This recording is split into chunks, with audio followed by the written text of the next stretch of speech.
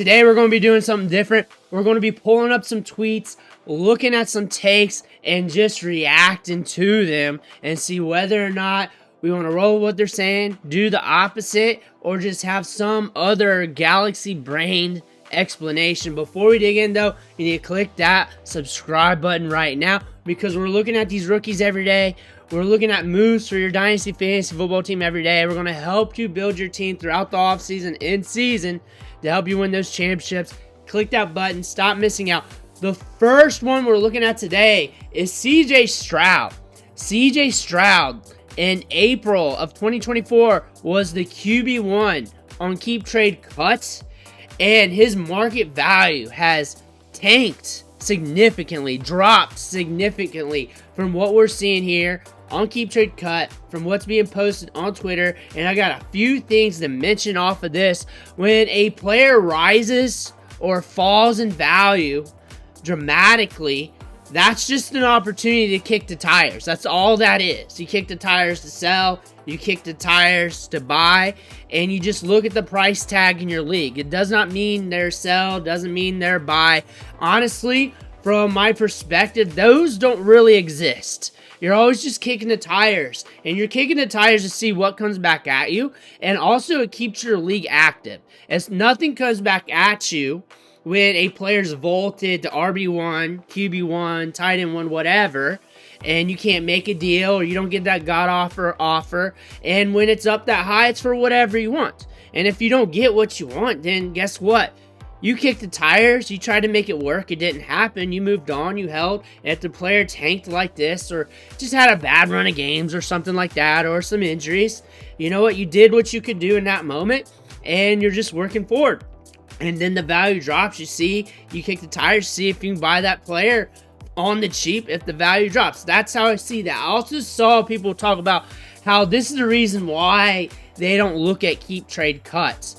And I think people look at Keep Trade Cut all wrong, and I think they use ADP wrong, and they don't use it in all the parameters they could be using it in. Like I've been preaching in a lot of videos, Keep Trade Cut is good for market sentiments, where if I get 100 Dynasty gamers together, I get a good feeling of how that player is being valued, how it could be liquidated on the market, and how I could react to that.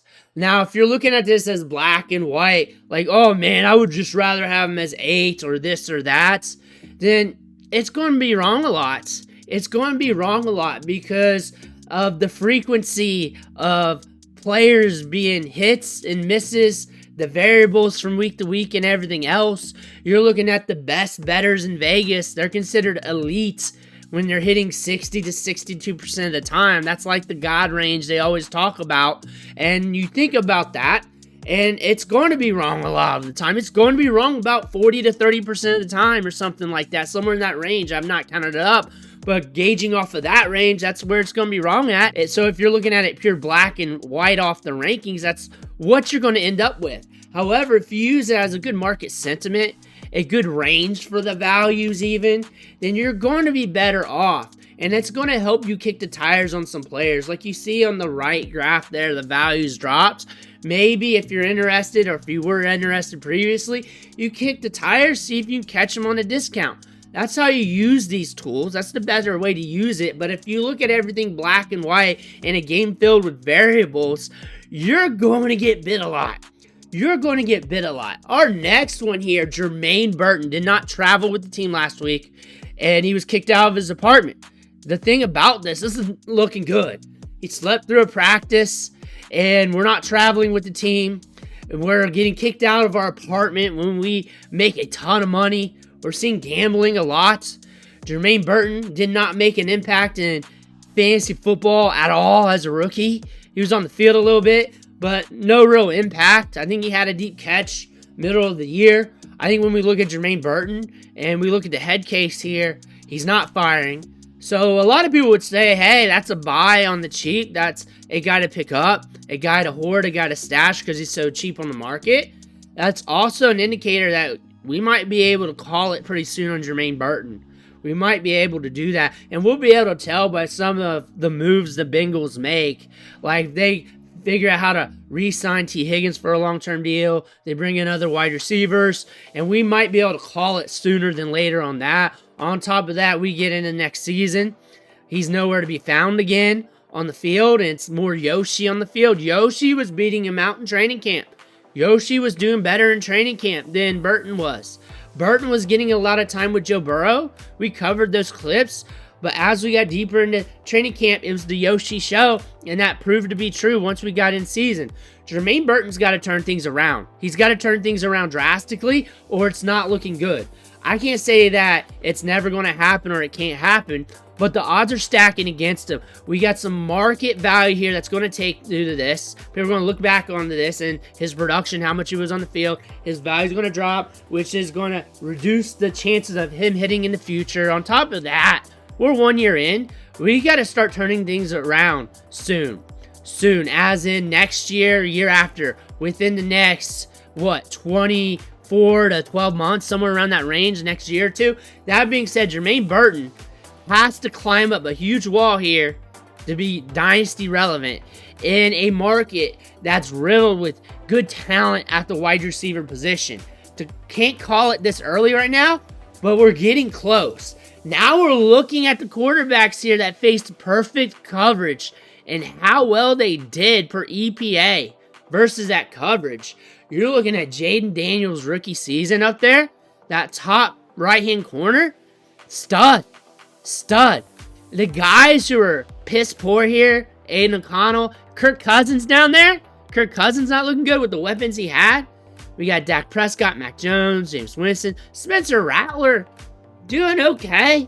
Doing a little better. He figured he'd be all the way in that back corner back there. Josh Allen looking good. Joe Flacco. You look at Anthony Richardson. He faced perfect coverage good. EPA's a little bit low there. But still, what if he had more opportunities against less than perfect coverage? Because he's all the way here to the right. He's all the way there. What if he had some opportunities to face less than perfect coverage, or if it was middle of the road or whatever?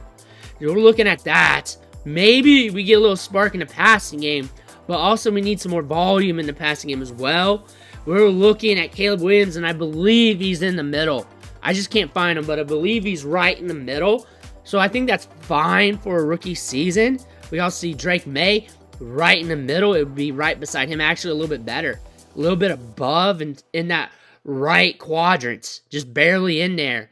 That's looking solid. Bo Nix, kind of average, which is something you would think after watching a few of its games, you'd think he'd be average on this metric. Kind of average, a little bit back a ways, so I guess you could say that when it comes to opportunities against perfect coverage. But still, I find this very interesting. You may want to pause this to look at some of these quarterbacks to where your favorite quarterback is at. Mason Rudolph faced a lot of perfect coverage. However, when you're looking at this, my main takeaway here is Jayden Daniels looked good. CJ Stroud dropped, if you want to go back to that. CJ Stroud there at the bottom, EPA. And then facing perfect coverage about average amount of the time.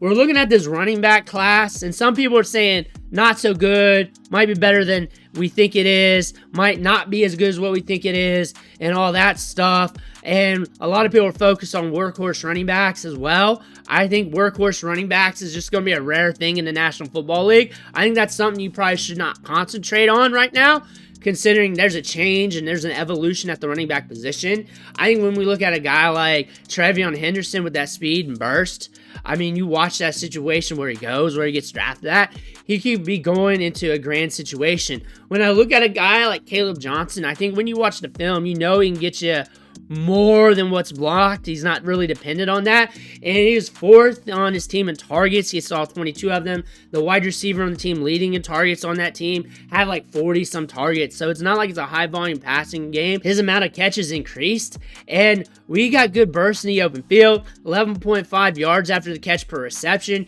And if you're looking at straight volume stats there, I can see where you can get there. However, you watch him play. You look at the volume in offense. You look at everything involved, you could see that Judkins should be a workhorse. I'm not worried about workhorse. I'm not worried about that at all. He has the potential to be that. We saw that at Ole Miss. We already saw that. We came in to share the workload. If anything, we got less tread on the tires. Scatterbo is a very interesting prospect. I'm very intrigued by him. I want to see what the NFL thinks about him. I think he can handle it between the tackles very good. I think he could manifest something the way he talks.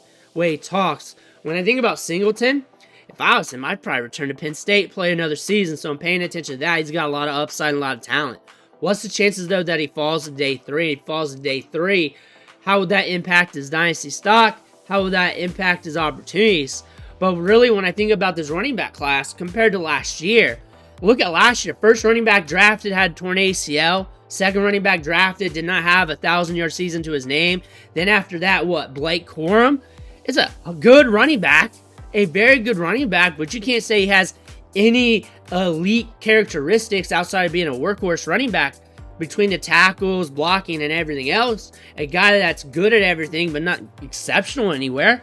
And then you go down the line, you see Bucky Irving there, a good hit. We had like 2 hits if you count Tyrone Tracy. Not many hits from that class, but when you really zoom out and look at it, you can understand why. But you compare that class to this class and everything stays still here, you got a lot of opportunity. I think Ollie Gordon's going to be an interesting option there in the back half, wherever he's going in rookie drafts. This wide receiver class is light.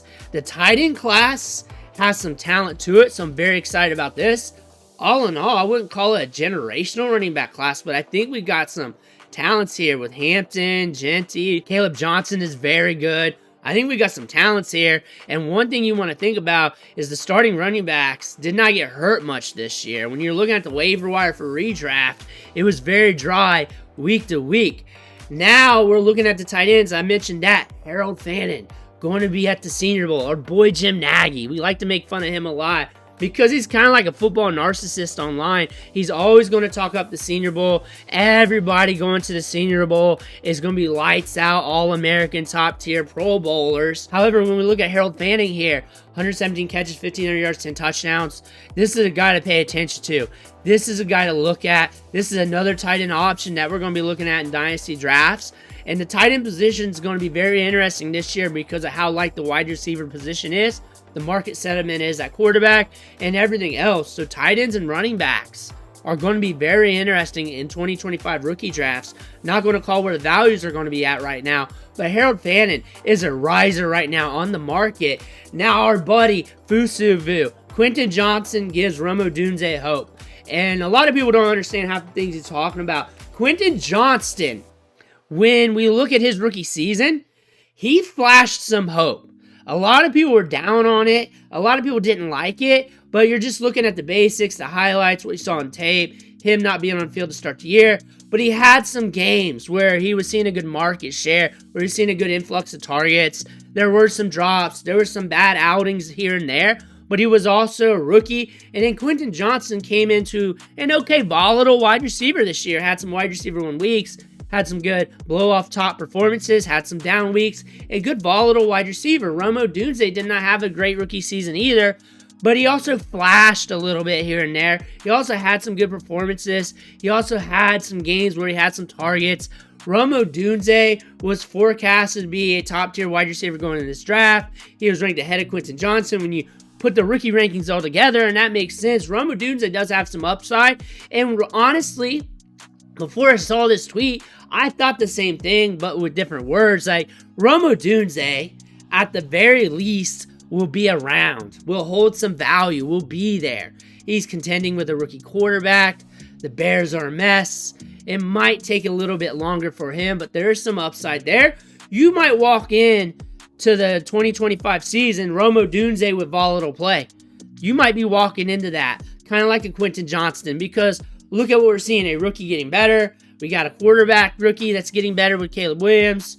We got the offense changing, with coaches changing. We got a lot of change here. We may walk in to some big change from Odunze. That's something to look at. I'm not calling him bad. I'm honestly not calling him good. I'm just saying, hey, I understand what we're getting at here. So don't be down on the rookie season. Don't be too far up on the prospect either, because I think we can call it that he's not going to be a generational talent coming in the league. However, we can still be productive. We can still be good coming in these next few years, but you may have to be patient because there's a lot of changes in this trajectory on the Bears offense. We kind of noted that going in when we were talking about redraft, how it is a volatile option, how he was kind of risky at his price point. Brian Thomas Jr. a little bit safer, around cheaper, because he's not dealing with a rookie quarterback. We did not know Mac Jones was going to be stepping in, and the Jaguars are going to be the Jaguars this year, but he contended well. Odunze has a lot of upside still. Odunze isn't going to be sold on the cheap, though. He's going to have some hard market sentiment to his name, but still, don't cash these wide receivers who flash a little bit off to the side after the rookie season. That is what that's saying. Hey, if they show a little hope, you got to look for that hope into the numbers, how much they were on the field. What you want to look for in the bad is if they're not being on the field at all. If they're doing the dumb shit Jermaine Burton's doing right now, you want to look for that shit. Quentin, Johnston, Odunze, this makes sense that we could see an increase in production going into next year for Odunze. That is not a comp. That is not a comparison. Vastly different players, vastly different situations. Hope you could read into that. But still, I like this tweet. I liked it a lot. And it's very nuanced for it being like 6 words. That being said, Odunze has some hope. Let me know what you think in the comments below. Make sure to hit that subscribe button on the way out. Thank you for watching. Catch you on the next video.